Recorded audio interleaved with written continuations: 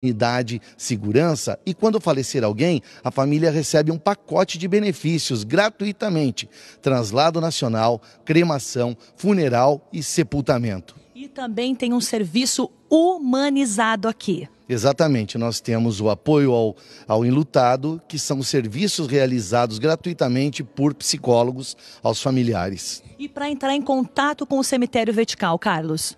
Entre em contato pelo WhatsApp 9151-6163. Dispomos de uma frota que vai buscá-los e trazê-los para conhecer toda a infraestrutura e voltar para suas residências sem compromisso nenhum de compra. Então, fica o convite, é um ato de amor com a sua família. Venha curtir o Natal de Pinhais. Até o dia 15 de dezembro, venha visitar a Casa do Papai Noel, no Bosque Municipal. O Bom Velhinho espera por vocês de quarta a domingo. Traga sua família e venha viver as emoções do Natal. Participe, a entrada é franca. Confira o calendário de eventos no site pinhais.pr.gov.br. Uma realização da Prefeitura de Pinhais. Nossa história, nosso orgulho.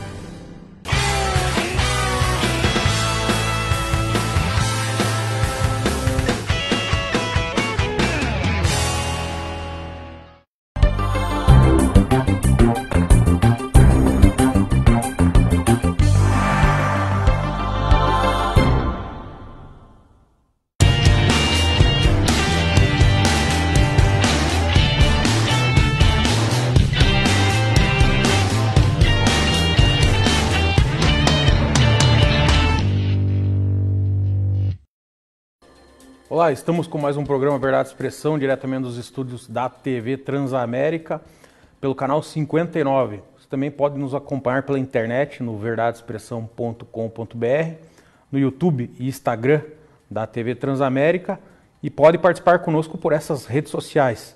Também pode participar pelo nosso WhatsApp, o 41 99613 3677. Dando sequência em relação à nossa série de entrevistas com os deputados federais e pré-candidatos a prefeito de Curitiba, recebo aqui o Gustavo Frutti, que é do PDT.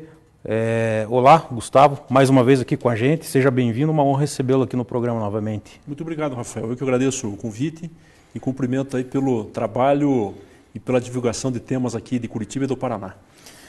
Gustavo, você esteve aqui, acredito que faz mais ou menos um ano e pouco atrás, quando você, sem mandato, candidato a deputado federal.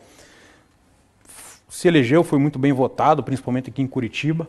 O que você está sentindo aí nesse novo mandato como deputado federal? A gente está aí num momento político muito difícil para o nosso país, essa divisão, né, esses extremos. O que você está sentindo? E gostaria que você comentasse qual que é o caminho aí para tentar chegar num denominador comum aí para que o país caminhe. O caminho não sei, esse é o desafio. Se não houver uma melhora econômica consistente no ano que vem, aprofunda a crise, e é um mandato absolutamente diferente do que eu vivenciei nos períodos anteriores. O Brasil, historicamente, vive de crises em crises. Nós temos quase que uma crônica instabilidade política e até institucional. Tanto que nós temos uma Constituição que completou há pouco 31 anos e já foi emendada 103 vezes. Isto gera uma permanente discussão com relação a uma série de temas, como estamos acompanhando agora em relação ao Supremo Tribunal Federal. Mas o que tem de novo?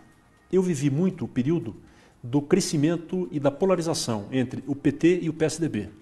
E duas lideranças muito fortes que, independente da avaliação de cada um que está assistindo, mas que dispunham de uma inteligência emocional, tanto Fernando Henrique Cardoso quanto Lula, e uma capacidade de diálogo, convivência com relação às divergências, que não foram poucas. É bom lembrar que o Brasil, nesse período, passou por uma crise econômica, mudança de moeda, passou por impeachment, e isso tudo foi gerando, e entendo também chegar nesse processo, uma visão que cansou dessa polarização, culminou com o impeachment da então presidente Dilma, gerou um desgaste profundo do sistema político tradicional e gerou algo que é contraditório, que é o empoderamento da sociedade brasileira. O lado bom é que as pessoas passam a ter uma participação, passam a ter um poder de influência que nunca houve na história do Brasil. Isso é muito bom. Acabou intermediário, é uma relação direta. As pessoas se manifestam e têm um poder de influência extremamente importante. E nós vimos isso em várias mobilizações. Mas o lado novo, e que tem um aspecto crítico, é que deu voz também a todo tipo de postura, e muitas vezes absolutamente radical, mas sem nenhum argumento. É uma disputa quase que entre cínicos e fanáticos. O fanático não tem argumento. Tem um livro que eu estou lendo agora chamado A Marcha da Insensatez, e o autor fala na auto-hipnose. A pessoa acredita numa ideia, acredita naquele caminho e não há argumento e razão que a faça mudar. Então não tem debate com quem pensa de uma maneira. E nós vemos isso hoje. Quem é a favor ou contra o Bolsonaro, um núcleo muito forte, e quem é a favor ou contra o Lula, também um núcleo muito forte. Não há diálogo. Há normalmente uma troca de ofensas. E há os cínicos, que não têm compromisso nenhum com o princípio, querem resultado e podem mudar o governo, que sempre estão lá. E a gente vê isso na base que dá sustentação hoje ao governo no Congresso, basicamente é a mesma que deu sustentação aos governos do PT e aos governos do Fernando Henrique Cardoso. É claro que houve mudanças de algumas pessoas nesse processo, mas fundamentalmente é a mesma forma de agir. Nós vimos agora com relação à nomeação de cargos nos estados, com relação à liberação de emendas, inclusive está gerando um bloqueio hoje em algumas votações no Congresso, porque algumas promessas não foram cumpridas. Então, como é que a gente sai disso? Não sei. Não é uma saída simples. Entendo que isso vai ter ainda um longo processo no Brasil. Nós temos um embate que acaba sendo alimentado tanto pelo Bolsonaro quanto pelo Lula em manter esta radicalização. Não é um fenômeno exclusivo do Brasil. Sim. A gente pode aí observar que em vários países há uma tendência de mudança. Nós vimos agora o que ocorreu na Bolívia, na Argentina, no Uruguai. Que confirmaram o resultado. A gente vê em países que historicamente têm uma tradição democrática, também num atrito muito grande, é algo que precisa ser melhor entendido no mundo. Mas no Brasil, uma parcela expressiva da população quer simplesmente que seu dia a dia tenha o mínimo de condições de sobrevivência. Quer poder ter um emprego, e nós vemos que o emprego formal não reage, apesar das pessoas estarem se ocupando. Nós queremos que haja investimentos, e para isso tem que ter segurança, tem que ter previsibilidade, e por mais que se diminua as declarações de algumas lideranças do governo, de ministros e do próprio presidente, isso tudo vai criando um caldo que não é favorável para o Brasil. Passa uma imagem externa e para grandes investidores também de insegurança. Eles entendem que o Brasil tem instituições fortes, que o Brasil é diferente de muitos países, inclusive aqui da América Latina, mas gera uma imprevisibilidade com relação à postura. Exemplo disso, a gente vê recentemente uma declaração do filho do presidente, mas principalmente do ministro da Economia, falando do fantasma, mesmo que seja em outra circunstância, do retorno do AI-5. Isso não pode ser tratado como algo menor ou como algo normal. Então, é um congresso e um parlamento diferente do que eu vivi, mas assim mesmo, este ano, acabou sendo extremamente produtivo. É isso que eu queria que você comentasse, que você é deputado federal desde 99, né? Ficou de 99 a 2011 e voltou agora nessa legislatura. Você não acha que, diferentemente de outros mandatos, o Congresso parece que tem mais autonomia? Ele vota do jeito que ele quer votar e não está vinculado ao governo, diferentemente que a gente viu em outros governos aí que tinha, digamos, um compromisso muito maior. Interessante.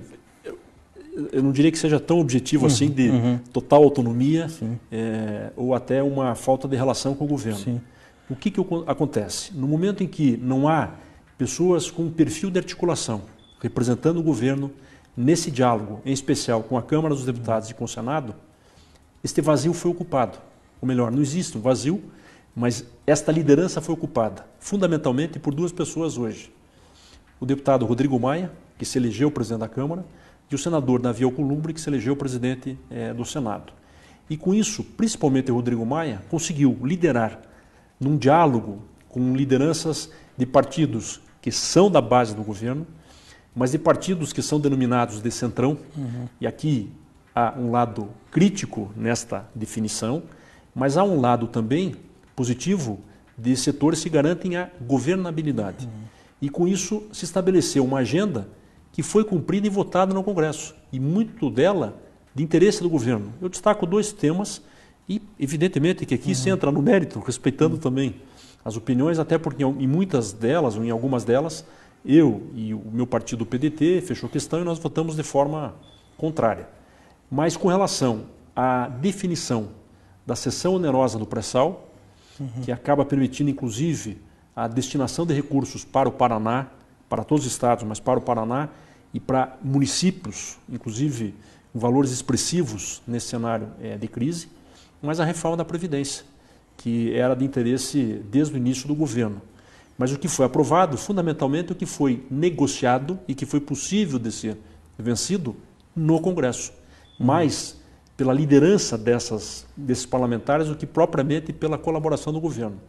E, ao mesmo tempo, muitos outros temas que às vezes não têm a repercussão, mas que entraram na agenda e estão avançando.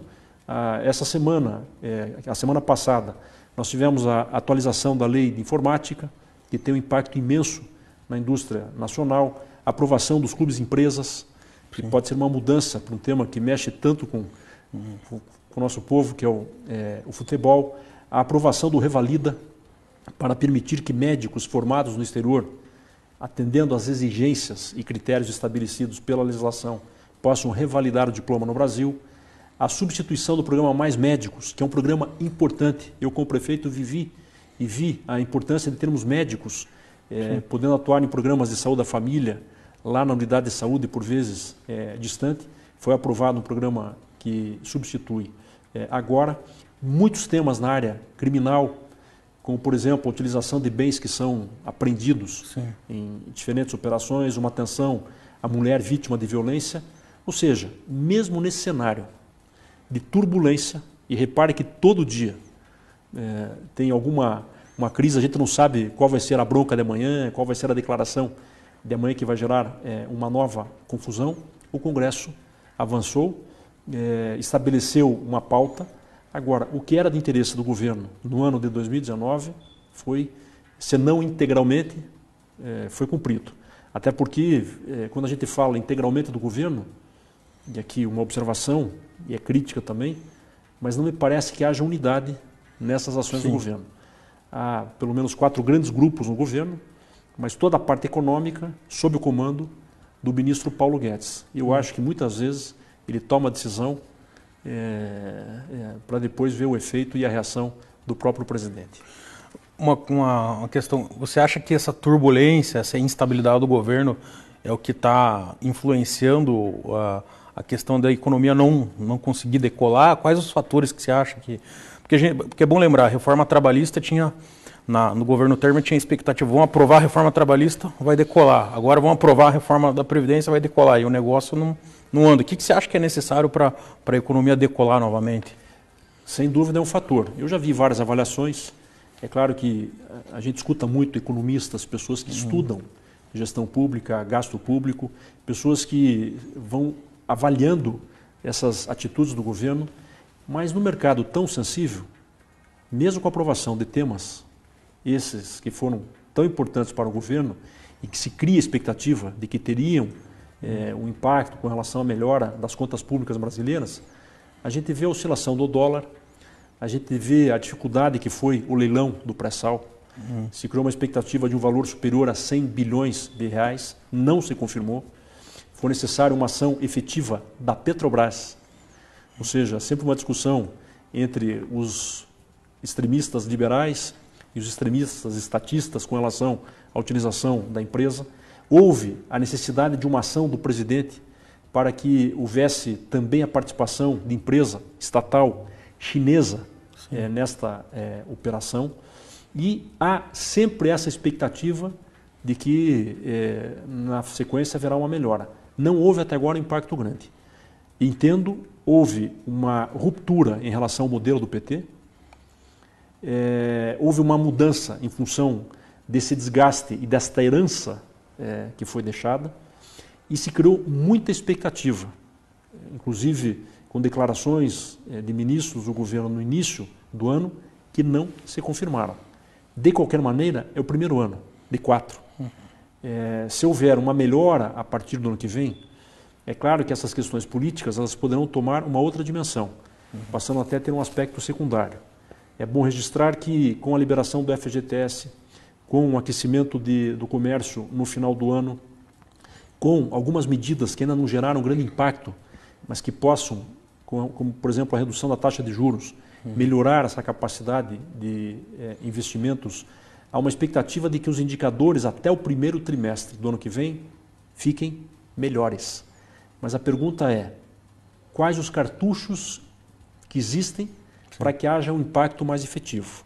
Há um pacote apresentado com relação a privatizações, há que se ver como é que vai se dar a reação e o impacto nisso na economia brasileira, e também algumas propostas apresentadas pelo governo nesta fase, que acabam também gerando um debate intenso, mas sem ter certeza com relação a melhora na economia, como é a discussão da PEC do Pacto Federativo, que muda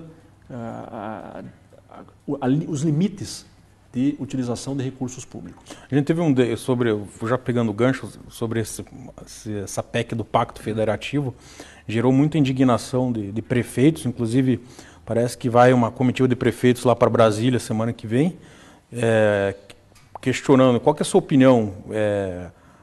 A proposta basicamente é extinguir municípios até 5 mil habitantes e que não cheguem àqueles 10% do total da arrecadação própria, né? E eu queria saber a sua opinião, até onde que isso é válido, porque aqui no Paraná, por exemplo, me parece que extinguiria mais cerca de 100 municípios. Até onde que isso é saudável ou não? Sim.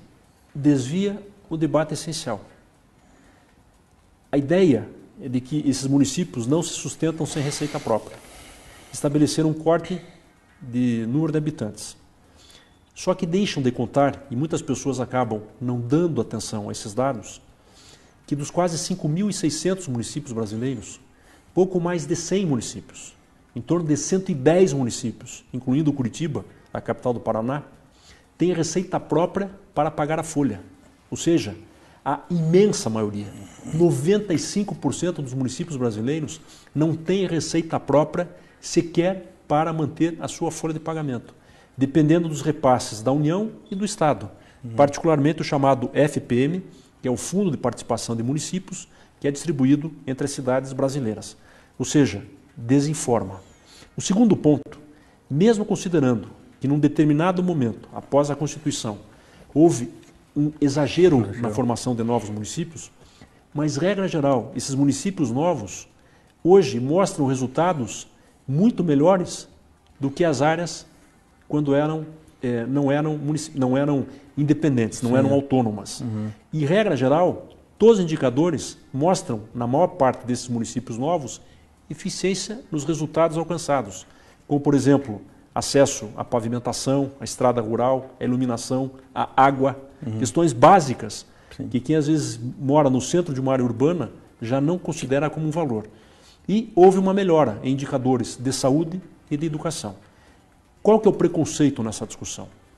Como a imagem da atividade política está tão desgastada, está no chão, e aqui eu me refiro à política numa concepção positiva, e é ruim essa imagem, é muito negativa, entendo porque ela está aí, criou-se a ideia de que as câmaras municipais que são responsáveis por todo esse desgaste.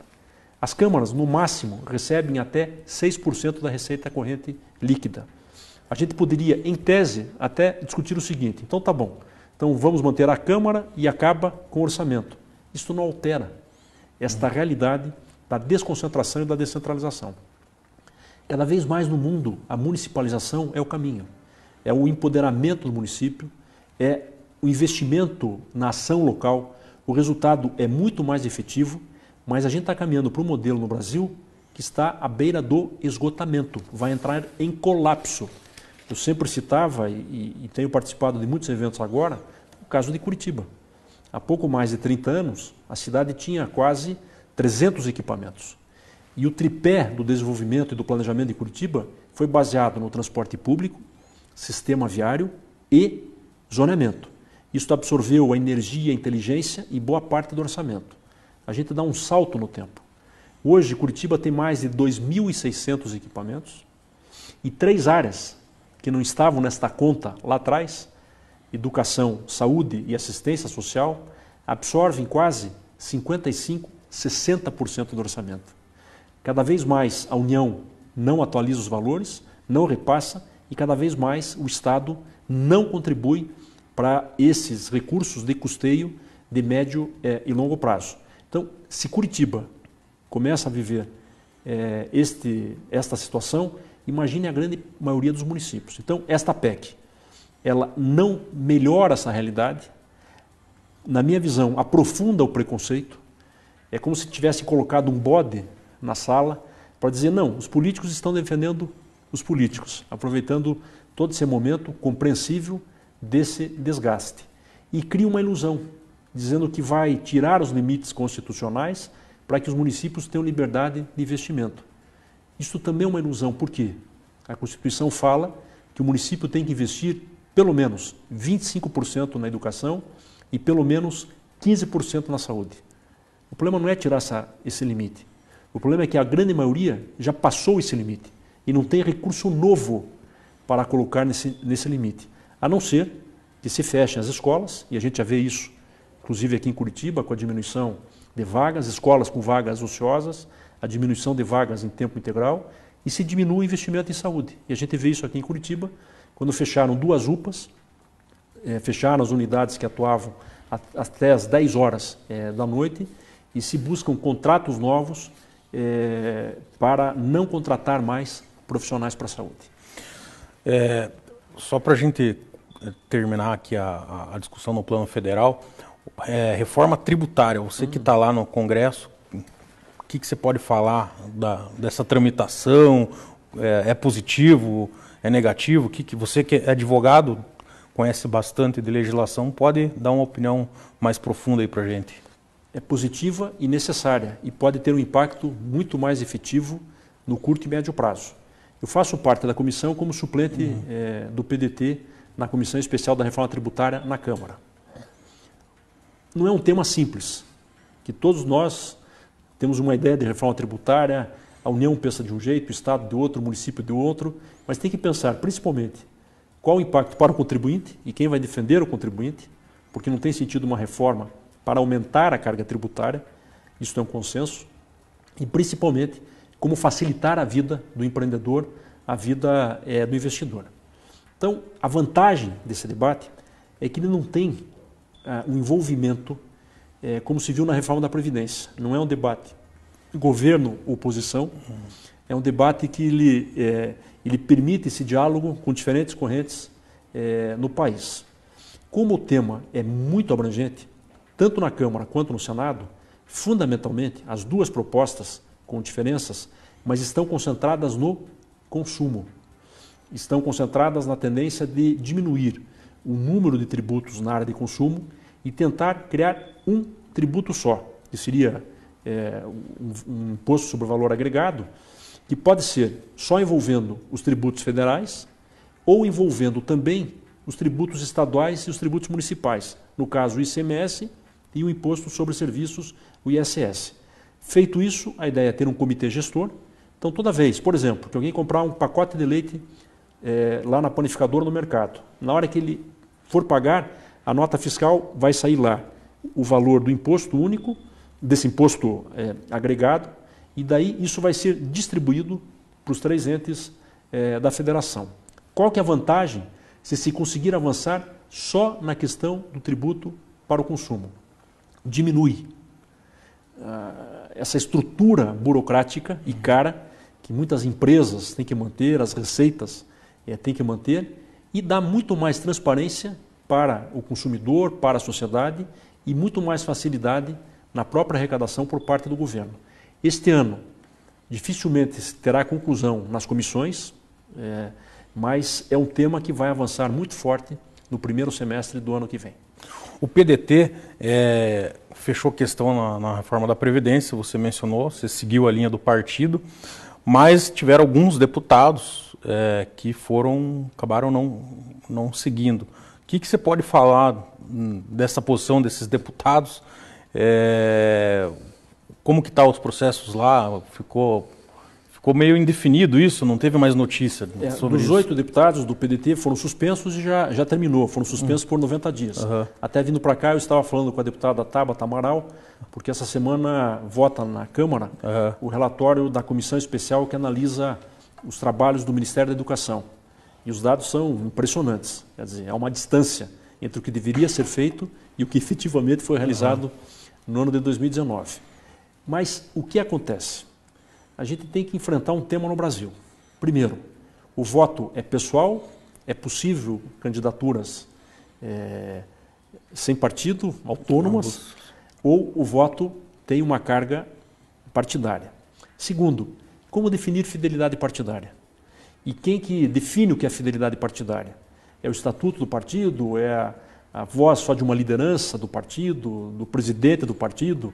E claro que nós temos tantos partidos no Brasil que muitas vezes isso tem um processo autoritário, não é nem de decisão, alguém fala e acabou o assunto. E por outro lado, como defender o que a gente chama de exceção de consciência?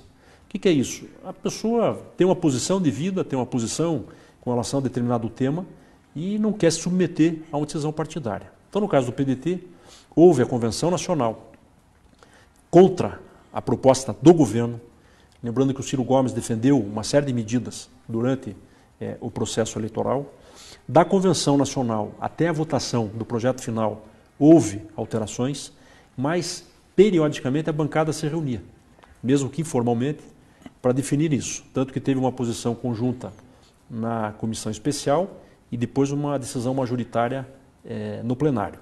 O PDT estabeleceu uma suspensão de 90 dias, já foi encerrado essa suspensão. Com isso, os parlamentares, nesse período, não podiam falar em nome do PDT nas comissões em que faziam parte, não tinham essa voz, mas naturalmente podendo votar normalmente e cumprir o seu mandato. Só que nesse período, 4 deputados foram à Justiça, alegando perseguição e pediram para que a Justiça permitisse ou permita que eles saiam do partido sem risco de perder o mandato. Que é outra discussão que a gente já tem há algum tempo no Brasil. Essa decisão ainda não foi dada. Dos 8, 4 já se integraram novamente às atividades de bancada. A gente procura manter esse clima de diálogo. Isso é um aprendizado para quem está na vida política e pessoalmente estou sempre aprendendo. A gente vive com a divergência lá todo dia. Aquele clima lá é uma energia assim, muito positiva quando toma decisões boas, mas eu acho que você tem um lugar que tem carga negativa dentro daquele plenário, cada um pensa de um jeito o Brasil. Então, esse diálogo é mantido e agora aguardar a decisão, mas acho que há parlamentares que votam por consciência, ainda acredito nisso, mas há também pessoas que sempre buscam uma aproximação com o governo, qualquer governo que seja.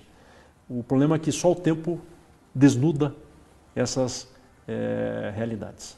E essa questão partidária ainda ficou mais inflada agora, essa questão do personalismo, né, com a situação do presidente, que agora fez todo esse movimento para criar um partido aliança, está tentando aí passar com a assinatura digital, aí, que eu acho difícil isso vingar, mas me parece que até o próprio presidente ele não motiva essa questão do partido, né? Porque a forma como está as coisas acontecendo no país, cada vez menos o partido tem protagonismo, é mais a figura pessoal do político.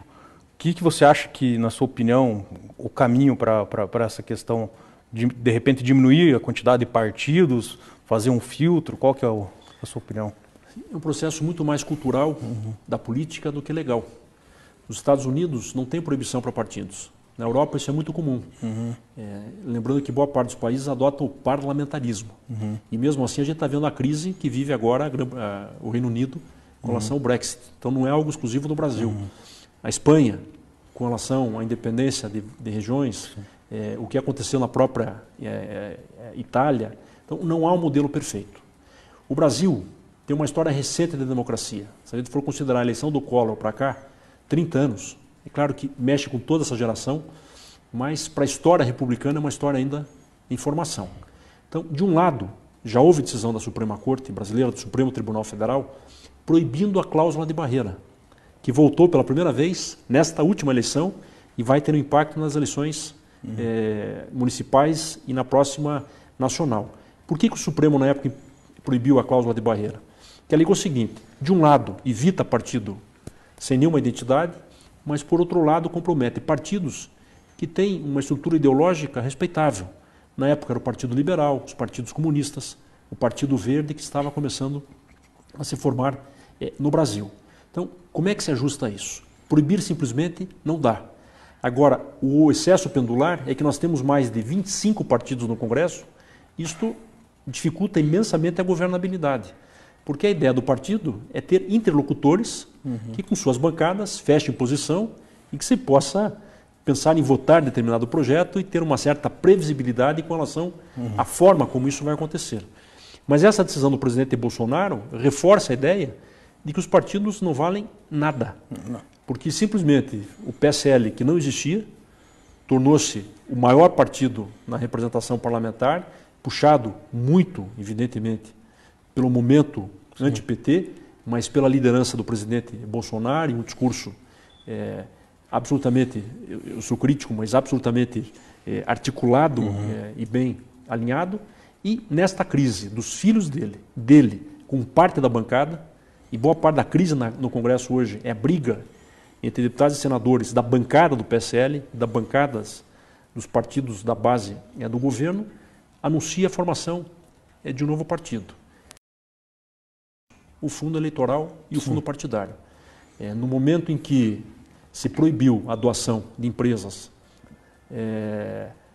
e a razão para isso se entende, toda a atenção se volta para o fundo, porque a contribuição de pessoa física ela vai crescer, mas em todos os lugares onde há contribuição de pessoa física, ela não é suficiente para enfrentar os custos da democracia. A democracia ela gera transparência, mas cada vez está mais cara. Então, hoje no Brasil, todo esse debate está voltado para quem controla, evidentemente, a direção dos fundos partidário e eleitoral. Legal. Vamos para as notícias da semana com o jornalista Pedro Lima. Olá, Pedro Lima.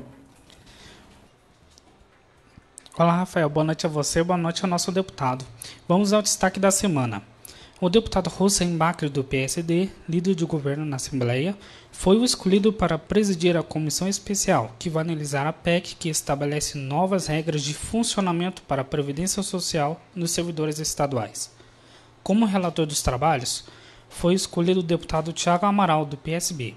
Diante da definição das funções na comissão, o prazo para que os deputados apresentem emendas foi aberto e segue até amanhã, dia 3. Encerrado o protocolo de emendas, os integrantes da comissão especial voltam a se reunir já nesta quarta-feira, dia 4. Eles terão um prazo máximo de 10 sessões plenárias para apresentar e aprovar o relatório na comissão. Somente após essa etapa é que a PEC segue ao plenário para votação por todos os deputados. Para aprovação, é necessário um mínimo de 33 votos favoráveis à proposta. Fazem parte da comissão especial os deputados Luiz Fernando Guerra, do PSL, Paulo Lito, do PSDB, e o deputado Reichenbach, do PSC, como titulares. Já na condição de suplentes estão os deputados Artagão Júnior, do PSB, delegado Recalcate, do PSD, Emerson Bacil, do PSL, soldado Adriano José, do PV, e a deputada cantora Mara Lima, do PSC. Convenções da Assembleia Legislativa do Paraná e imagens de Dali Felberg. Voltamos ao estúdio. Obrigado, Pedro Lima. Vamos agora falar um pouco aqui da nossa cidade, Curitiba. Nós estamos aí há um pouco mais de 10 meses para as eleições. Já se passaram aí quase 3 anos do mandato do prefeito Rafael Greca. Gostaria que se fizesse, primeiro, você é pré-candidato a prefeito de Curitiba. Como que está a conversa dentro do partido? O Goura veio aqui recentemente, também se colocou como pré-candidato. Como que está o diálogo entre vocês ali para definir essa questão partidária? Muito diálogo, estou determinado a disputar a eleição. A população me colocou nessa situação nas eleições de 2016 e me colocou nessa situação ao me dar a maior votação como deputado federal na capital nas eleições de 2018.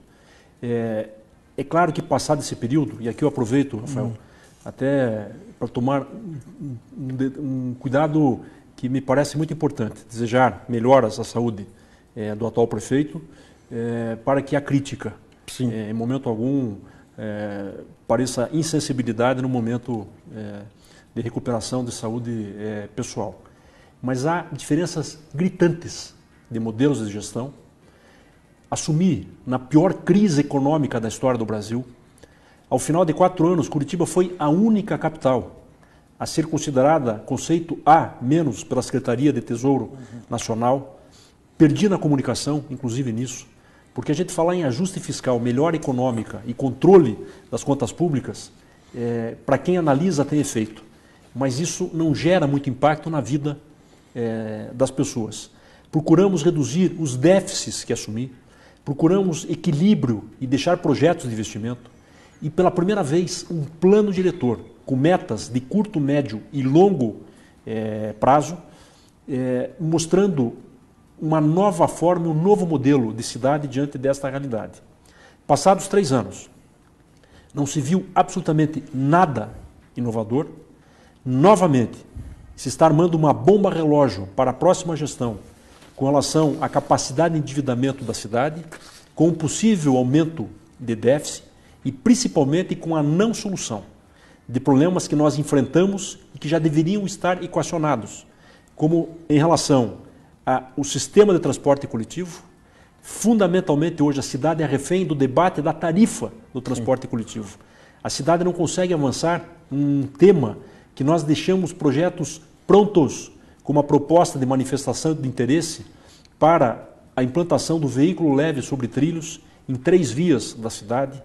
Deixamos pronto uma proposta que eu defendo e vou defender sempre, de um modelo de alta capacidade de transporte, que depende de recurso do governo federal e do governo estadual, que é o metrô, uma proposta inédita de manifestação de interesse. E nesse ponto um registro. Eu tive o privilégio agora de, representando a Câmara dos Deputados, participar de um congresso em Barcelona. E, paralelo ao congresso, fui conhecer um pouco mais da estrutura que a gente acompanha de Barcelona. É uma cidade com uma população próxima à de Curitiba, até um pouco menor, e lá tem 9 linhas de metrô. Tem VLT, um sistema todo integrado, com recursos locais, mas muito recurso do governo central e muito recurso do equivalente ao governo estadual. O que teve de novo nessa gestão? Que é algo que eu sempre defendi, não consegui com o governo do estado e é necessário para Curitiba, que é a pavimentação. Curitiba tem quase 4.500 quilômetros de vias, em torno de 350 a 400 quilômetros ainda sem pavimentação asfáltica. É necessário uma atenção permanente nas vias onde passa um volume expressivo de veículos, em especial transporte pesado e o transporte coletivo, mas comparando esses investimentos, é gritante a diferença. Os empréstimos realizados pela atual gestão, em valor superior a 400 milhões de reais, autorizados, não ainda já concluídos ou executados, fundamentalmente são para pavimentação, que é importante, mas tem um efeito de curto e médio prazo.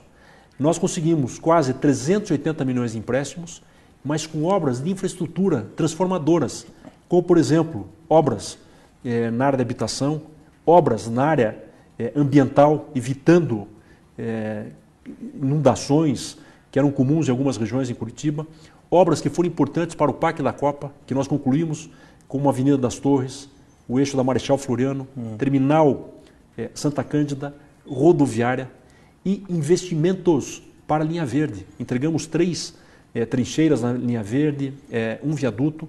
Então, a diferença é que nós procuramos equilibrar as contas públicas, procuramos, com o plano diretor, estabelecer um projeto de cidade de médio e longo prazo, financiamentos e investimentos estruturantes para a cidade de Curitiba e, principalmente, e aqui tem uma diferença brutal, investimento social. Nós entregamos 25 novos CMEs. A atual gestão não vai entregar nenhum novo. E o que eles fazem, que para mim é perverso, eles dizem que abriram vagas, eles não estão ocupando integralmente a capacidade de vagas desses CMEs. Nós entregamos 5 novas unidades de saúde, inclusive unidades que deveriam ter sido concluídas com dinheiro do governo do estado, que foram cortados em Curitiba. Mas o que aconteceu com o tempo, com o governador Beto Richa, e um desejo mal a ninguém, mostra o tipo de situação que nós enfrentamos na prefeitura de Curitiba. Eles vão entregar uma unidade de saúde nova. Abrimos 2 UPAs, fecharam uma da matriz e outra UPA, estão dando uma repaginação para outra finalidade. E na assistência social fecharam vários serviços, várias unidades de acolhimento, e é evidente que isso tudo vai gerando um passivo. A cidade de Berlim, só para dar um exemplo, e guardadas todas as diferenças, que é uma cidade com poder de investimento incomparável entre as cidades mundiais, nos anos 90 fez um ajuste fiscal e deixou de fazer investimento social. Hoje, há uma pressão para a abertura de 10 mil vagas para a educação infantil. Lembrando que em boa parte das cidades europeias, a educação infantil fundamental e o ensino médio é gratuito, independente do debate ideológico de governo de plantão. Então isso tudo vai gerar um passivo para a cidade, não há projetos que deem continuidade. A obra da Maior Turinho é uma obra que foi toda ela trabalhada, projetada, viabilizada em nossa gestão e não se apresenta uma alternativa nova a esse modelo de financiamento do transporte coletivo. Então estou determinado, é evidente que não basta só disposição pessoal, eu já estou numa fase, e eu acho que meus cabelos mostram isto, que a vaidade já não prevalece em qualquer decisão das minhas decisões políticas, e esta é uma eleição que não se pode entrar para marcar posição. É uma eleição nova em relação às anteriores. Primeiro, que os partidos não poderão fazer coligação nas eleições proporcionais. Então é bem provável que um número expressivo de partidos, para conseguir ter uma chapa de vereadores, lance candidato a prefeito. É claro que eu vou especular aqui, porque o que nós falarmos hoje, daqui 10 meses, eu não sei como vai se efetivar. Mas é possível que tenhamos mais de 10, 12 candidatos à prefeitura da capital. Segundo, há posições de que os partidos precisam se fortalecer para a eleição de deputado federal. Por que deputado federal? Porque o corte para a cláusula de barreira e para acesso ao fundo partidário e ao fundo eleitoral vai depender do número de deputados federais eleitos. Isso começou a valer já a partir da eleição passada e o PDT fez 29 deputados federais no Brasil. Terceiro, há já uma preocupação das direções nacionais, e o PDT já se posicionou no seu último congresso, com relação a alianças prioritárias e alianças que não serão aceitas. E o PDT está claramente trabalhando para um projeto nacional na candidatura do Ciro Gomes, que talvez seja a única liderança hoje que está viajando o Brasil, conversando com o Brasil, com os mais diferentes temas, estabelecendo um contraponto em relação à política do atual governo. E, claro, quarto, ter uma atenção às questões locais. O nosso adversário não é interno do PDT. E eu já estou vacinado também em não aceitar que se faça algum tipo de turbulência no momento que nós temos que fortalecer um projeto para 2020. Então, toda a minha atenção é com relação ao contraponto a esta gestão de desconstrução e até um lado maldoso em inverdades que foram colocadas ao longo desse período. Eu fiquei 2 anos sem mandato e sou muito grato a você e a Transamérica, que foi um dos poucos jornalistas e uma das poucas emissoras que abriu a possibilidade para que eu pudesse falar com a população do Paraná e com a população de Curitiba. Por isso que sempre que sou convidado aqui estou. Vocês sempre foram muito corretos em relação a todos os movimentos da política aqui da nossa cidade, mas agora, com mandato, estou tendo a oportunidade de começar a me posicionar novamente e voltar a esse processo. Eu estou muito determinado, muito animado. Agora, isso depende de uma construção, depende de como vai ser o comportamento, não só dentro do PDT, dos nossos vereadores, dos nossos deputados, incluindo o Goura, que é um nome que procuramos incentivar ao trazê-lo para a prefeitura, a incentivar a candidatura dele a vereador, a incentivar a candidatura dele a deputado. Ele compõe um grupo e um perfil com demandas muito contemporâneas que eu incentivei o tempo inteiro na prefeitura de Curitiba e outras lideranças para que trabalhemos juntos. E isso é uma condição fundamental para que seja um projeto viável e não um projeto só para marcar posição. Você mencionou que o PDT já definiu que tipo de aliança ele vai fazer. Podia falar, em termos de partido, que tipo de aliança aqui em Curitiba o PDT está autorizado a fazer? É claro que e se a candidatura a prefeito, seja você, o Goro ou outro nome, isso é fato definido já, vocês vão ter um candidato. Sim, é fato definido. Isso sempre foi, foi muito questionado e de forma muito objetiva, tanto pelo Lupe quanto pelo Ciro Gomes. Isso é um debate comum, evidente, que todos os partidos vão mapeando a situação no Brasil. É claro que cada eleição tem suas variáveis, seus componentes.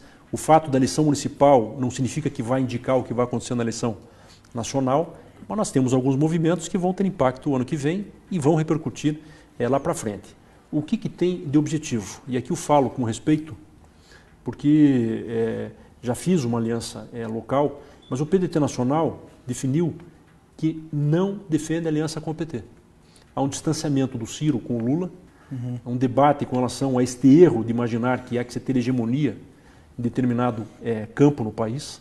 Há um diálogo muito avançado, principalmente em algumas regiões, cidades do Nordeste, com o PSB, com a Rede, com o Partido Verde, em algumas cidades, até isso é claro que é uma contradição aqui, com os democratas, mas determinadas alianças serão objeto de decisão da executiva estadual e da executiva nacional. Então, isso não significa que a gente está renegando quem quer que seja, mas significa que para ter protagonismo, nós temos que ser julgados pelo povo. Essa história de achar que dirigente partidário, por menor que seja, defina quais vão ser as alianças, impedir que haja a escolha popular. Este, gostando ou não, foi o fato novo da eleição presidencial que nós vivemos com a eleição do Bolsonaro. Uma estrutura partidária praticamente inexistente, uma aliança inexistente. No começo, um ano antes da eleição, havia uma expectativa de uma polarização PT-PSDB e, de repente, surge o Bolsonaro, cresce, se consolida. Ele, que não tinha muita força eleitoral, hoje dispõe aí de um cabedal de 25%, 30% do eleitorado brasileiro.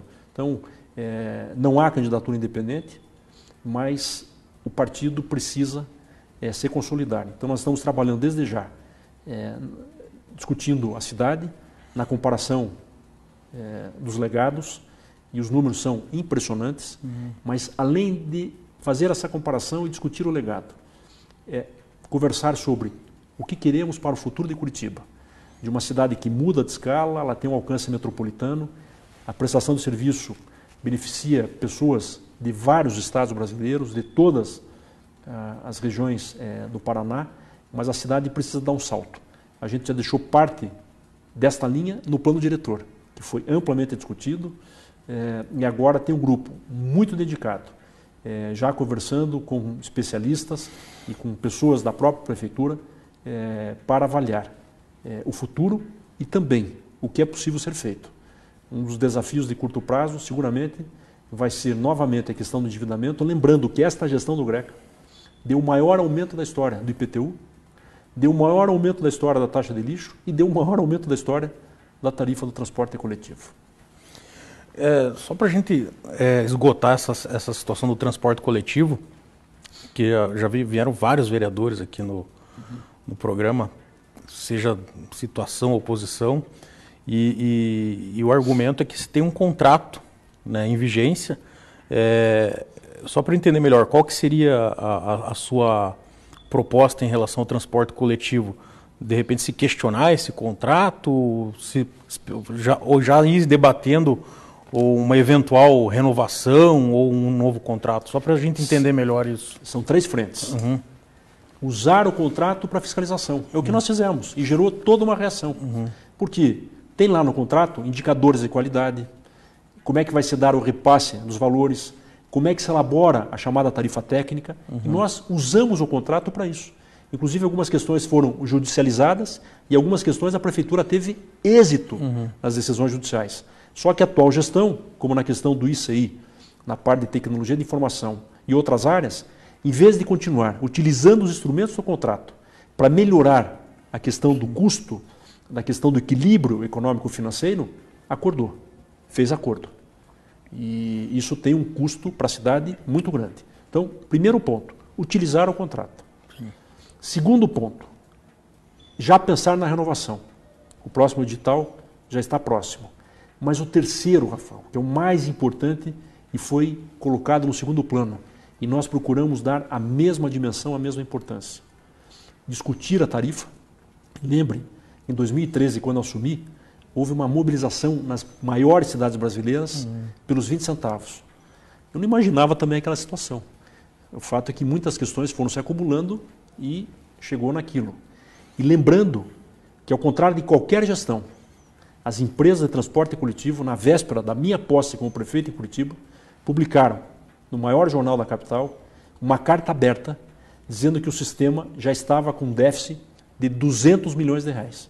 Ou seja, participaram de uma licitação, pouco mais de um ano antes de eu tomar posse, tinham um acordo com o governo do estado, com o então governador e com o então prefeito, com o subsídio, mas queriam que eu resolvesse.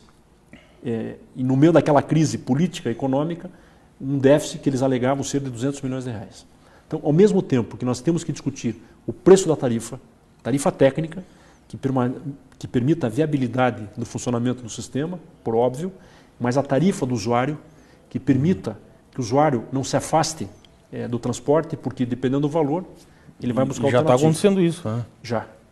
Tanto que hoje, no estudo que nós fizemos, e que foi pouco divulgado pela atual gestão, estudo inédito de origem e destino, aumentou o número de pessoas que circulam a pé, evitando o transporte coletivo. Mas a outra frente, que nós demos atenção, é qual o futuro do transporte público da capital. Nós temos um modelo que é referência, mas que precisa de atualização. Nós temos que investir, por exemplo, em faixas exclusivas. Isso é dolorido porque há uma reação, mas há um ganho para o usuário, para a cidade.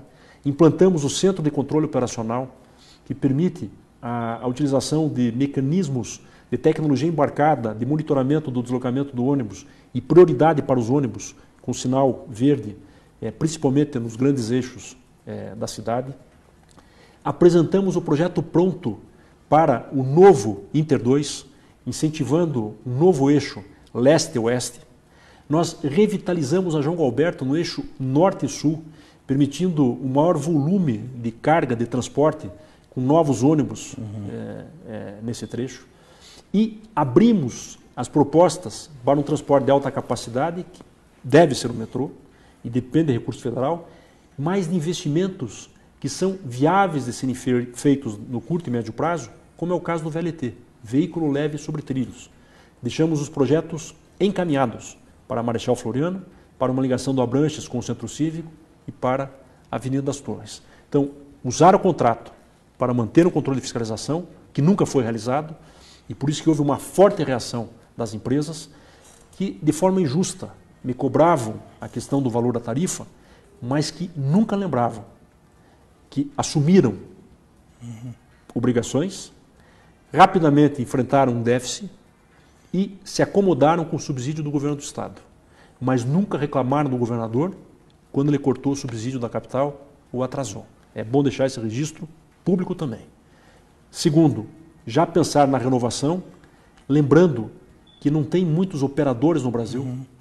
Isto faz com que muitas cidades dependam de operadores tradicionais, regra geral, famílias. A gente estudou muito outros exemplos. Londres, que tinha uma estrutura toda com base familiar, hoje tem 10, 11 grandes empresas de transporte, todas elas com capital aberto. Então, essa mudança é algo que o Brasil vai ter que passar também. Então, pensar na renovação do sistema e no edital. E terceiro, quais serão os investimentos em infraestrutura, que não pode ser só pavimentação, são estruturantes, e nós fizemos isso, investimos, fizemos projetos, fizemos pedidos de financiamento, entregamos ao governo federal, está aí a Mário Tourinho, e a gente espera que comece o Inter 2 e a revitalização de alguns terminais. Mas terceiro, quais serão os novos modais na cidade? Não são excludentes. É melhorar o sistema atual, mas pensar na eletromobilidade. Cidades europeias vão proibir a circulação de veículos de combustão no anel central, porque são os maiores geradores de problemas ambientais. Parece que não há ainda uma consciência em nossa sociedade que condene esse tipo de geração através da combustão. Eles pararam com o projeto de eletromobilidade, nós trouxemos modelos, inclusive da Volvo, da BYD, e pensar em veículos de média e alta capacidade, começando com o VLT, em vias que são viáveis para transportar de 18 a 20 mil usuários hora. A gente está indo caminhando no final, mas tem um tema aqui que é muito importante, aliás, 2 temas que a gente não pode deixar de falar rapidamente. Primeiro, a situação dos servidores públicos municipais, que eu gostaria que você falasse rapidamente, que teve muito atrito nessa gestão aí, entre os servidores e a atual gestão. E a questão da terceirização, nós tivemos aqui a secretária de Educação, ela defendeu ferrenhamente a terceirização na educação, mas a terceirização não é só em relação à educação, teve em relação aos outros serviços, como a saúde. Então, se puder falar rapidamente esses 2 temas. Rafael tem razão. Primeiro, até uma palavra de respeito ao serviço público. É falso o dilema de que, de um lado, tudo que é privado é excepcional e, do outro lado, tudo que é estatal é desqualificado. Não é verdade. Nós temos que deixar de ser reféns dessa lógica perversa. O servidor público hoje está mal visto em parte da sociedade e, por isso, alguns governos aproveitam, inclusive a prefeitura, para adotar medidas contrárias às carreiras do serviço público. Curitiba já teve a melhor educação pública entre as capitais brasileiras. Com orgulho, quando fui prefeito, Curitiba ficou em primeiro lugar no IDEB. Curitiba ficou em primeiro lugar entre as capitais no número de vagas na educação integral. Hoje está em 4º. Educação pública e saúde pública se faz com infraestrutura, se faz com permanente capacitação. A Finlândia é um exemplo disso. Capacitação permanente dos profissionais. Novamente, eu tive essa experiência em Barcelona. A educação pública até o ensino médio é com profissional contratado e permanentemente capacitado. E o terceiro ponto desse tripé, planos de cargos e salários. Nós entregamos o plano de cargos e salários, permitindo que um professor em 20 anos alcance o final da carreira. Fizemos convênios com universidades, inclusive com a Universidade Federal do Paraná, para cursos de especialização, mestrado e doutorado, que foram praticamente suspensos, para que o professor seja reconhecido e possa ter uma expectativa de uma carreira, de um salário decente, de uma aposentadoria decente também. Foi uma das poucas vitórias que nós tivemos na reforma da Previdência, uma emenda que garantiu o tempo aposentadoria especial para os professores. Acabaram com isso. E na saúde também. Há áreas que têm que ser terceirizadas. A alta complexidade não tem como a prefeitura manter uma estrutura. Mas a essência da atenção básica são as equipes de saúde da família, para permitir justamente que haja um trabalho preventivo e o vínculo dos profissionais com a população. Na hora que se terceiriza, não é de mérito dessas, sei lá, entidades ou até empresas ou desses profissionais, mas esse vínculo evidente que não vai se estabelecer, porque a pessoa não vai estar nesta lógica de permanente formação. Então, eu reitero, respeito ao serviço público, aprendi a respeitar.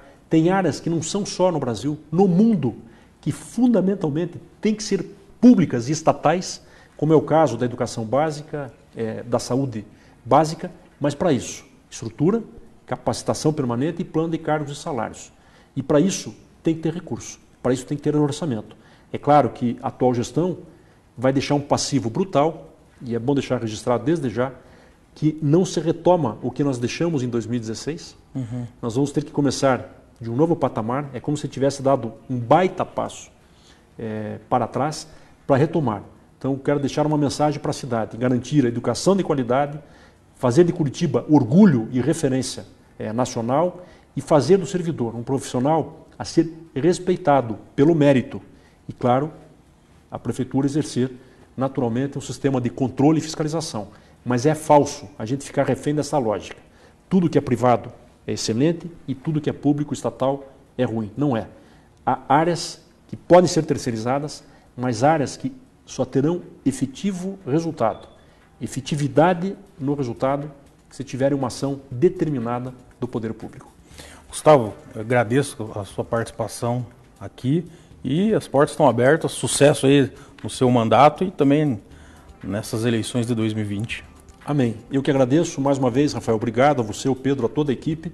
E você é uma pessoa que mostra a capacidade e a visão democrática em ouvir diferentes opiniões. E fica desde já que eu sei que você vai para Brasília de vez em quando, convidado a comer uma carne de sol, comida típica cearense, que tem lá no Distrito Federal. Com certeza vou cobrar esse convite. Muito obrigado. Obrigado a você que nos acompanhou até agora e semana que vem estaremos de volta. Um grande abraço.